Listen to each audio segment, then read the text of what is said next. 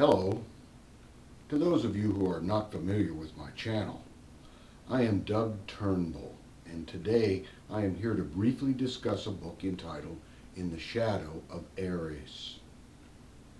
In the Shadow of Ares was written by Thomas L. James and Carl C. Carlsson and was copyrighted by them in 2010.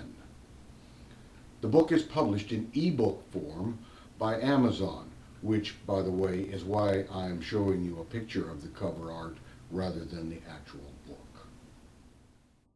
This is the story of Amber Jacobson, a 14-year-old girl who was born and raised on Mars. But unlike the protagonist in one of my books, she has the distinction of being the only person ever born and raised on Mars.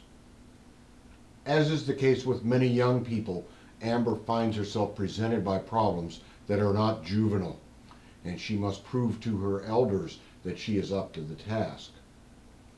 The distinction of being the only person born and raised on Mars is one of those challenges.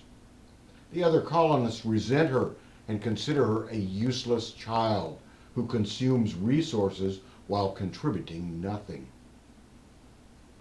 We learn early in the story that this is not the case. Nonetheless, that is the widespread belief, a belief that Amber struggles against through the course of. Set near the mid-21st century, Mars is the frontier. A high-tech frontier, but a frontier nonetheless. Similar to the 19th century western United States, Mars is populated by mining towns, manufacturing installations, research facilities, and homesteaders.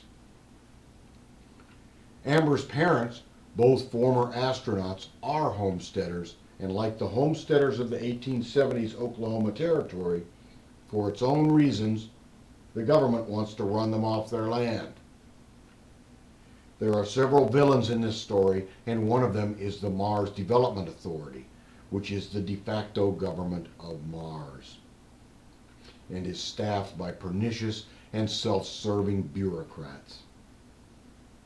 I won't spoil the story by identifying the other villains. You will discover their identities during the narrative. Amber's family is eventually pushed off their land by the Mars Development Authority, and the bulk of the story takes place in their new home, a combination mining town and hydroponic farm known as the Green. While there, Amber pursues her mother's obsession with the whereabouts of Ares 3, a spacecraft that crashed 20 years before with several of her mother's friends on board. While uncovering this mystery, Amber uncovers another one that might have deadly consequences for her and her family. In the Shadow of Ares is a solid story with believable characters and an exciting plot and action.